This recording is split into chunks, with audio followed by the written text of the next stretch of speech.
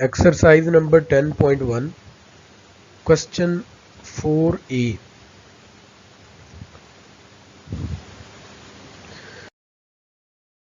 ये क्वेश्चन पिछली वीडियो के अंदर भी यही क्वेश्चन किया है।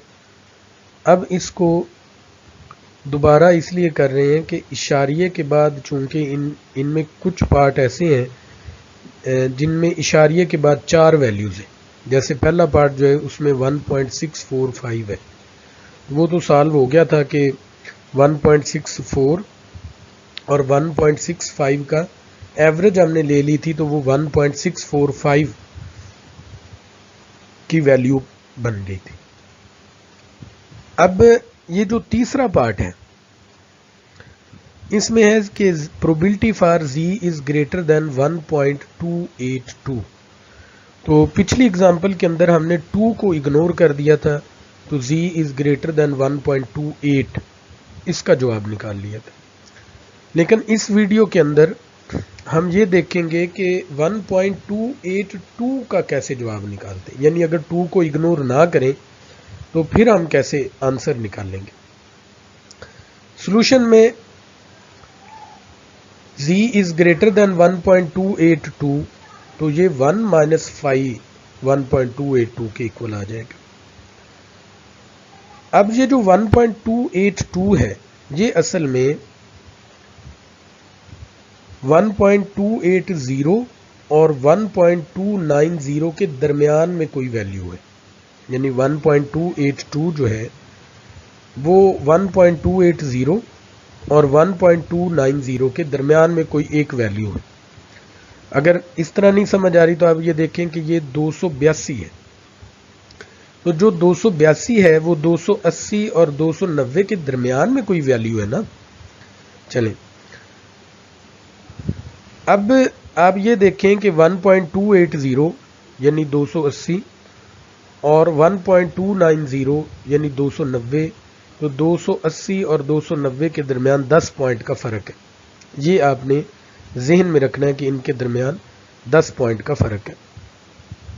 अब 1.280 के सामने जो वैल्यू है टेबल वैल्यू फाई की वो 0.89973 है और 1.290 के सामने 0.90147 है।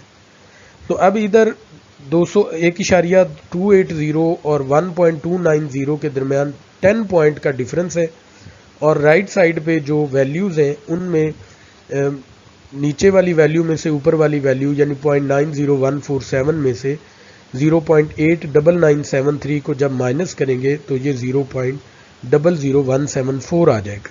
तो 10 पॉइंट का फ़र्क 0.00174 है। तो एक पॉइंट का फ़र्क 0.00174 आ जाएगा, यानी 10 पॉइंट का फ़र्क अगर 0.00174 है तो 10 उधर चला गया तो डिवाइड हो गया, तो ये 0.00174 आ गया, एक पॉइंट का फ़र्क।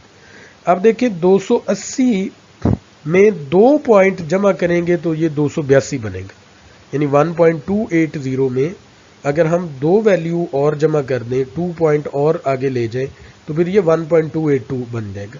तो एक पॉइंट का फ़र्क है 0.000174, तो 2 पॉइंट का फ़र्क आ जाएगा 2 इंटू 0.000174 और इसका जवाब आ जाएगा 0.000348।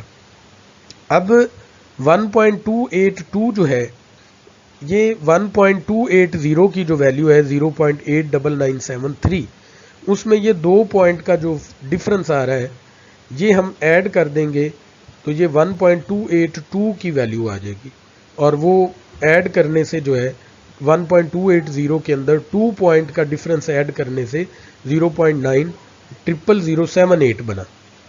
तो ये 5 ऑफ 1.282 का आंसर आ गया। अब ये z is greater than 1.281 minus 5 का जो फार्मूला हमने पीछे बनाया है उसमें हम वैल्यू पुट कर देंगे, तो ये आंसर आ जाएगा 0.099।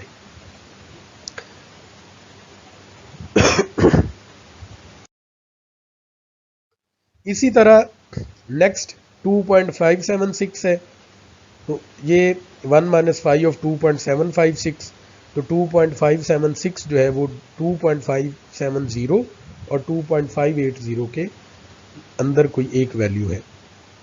तो इनमें जो डिफरेंस है वो भी 10 पॉइंट का है। तो 2.570 के सामने वैल्यू निकाल ली, 2.580 के सामने वैल्यू निकाल ली, तो इनमें 10 पॉइंट का जो डिफरेंस है वो 0.00014 आया। तो एक पॉइंट का फ़र्क 10 के पे तकसीम करने से 0.44414 आया। तो अब 6 पॉइंट का हम फ़र्क निकाल लेंगे, क्योंकि 2.576 है, तो 570 में 6 जमा हो तो 576 बनता है। तो 6 का डिफरेंस जो है 0.00084 आया। तो 5 ऑफ 2.756 जो है वो 2.750 में 6 का डिफरेंस जमा करने से इसका आंसर आ गया। तो बाद में 1 - 5 वाले फार्मूले में वैल्यू पुट की और ये 0.00424 आंसर आया। इसी पैटर्न पे 2.326 वाला जो पार्ट है 6 उसको किया है। ये देखें फार्मूला, फिर बताया है कि 326 जो है 2.326 ये 320 और 330 के दरमियान 10 का फ़र्क है। इसमें भी ये दोनों की अलग-अलग वैल्यू, 10 पॉइंट का डिफरेंस आ गया, फिर 1 पॉइंट का डिफरेंस, और इसमें क्योंकि 326 है तो हम 6 पॉइंट का डिफरेंस निकाल के उसको 2.320 में ऐड कर देंगे, तो ये 2.326 का आंसर आ जाएगा। बाद में जब उसमें ये हम 2.320 के अंदर 6 पॉइंट का डिफरेंस जमा करके आ गया और फार्मूले में वैल्यू पुट की, तो आंसर आ गया 0.01008।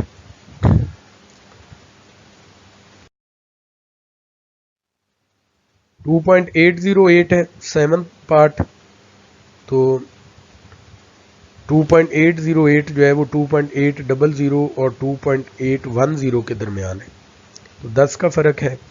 ये वैल्यू टेबल वैल्यू निकाल के दोनों पॉइंट्स पे 10 का फ़र्क निकाला, फिर 1 का फ़र्क निकाला, और इसमें 8 का फ़र्क हम निकालेंगे। 808 है तो 8 का डिफरेंस आ जाएगा। फिर वो 2.808 जो है वो 2.800 में 8 का डिफरेंस जमा किया, बाद में जो है वो फार्मूले में वैल्यू पुट की, तो आंसर जो है वो 0.002496 आया।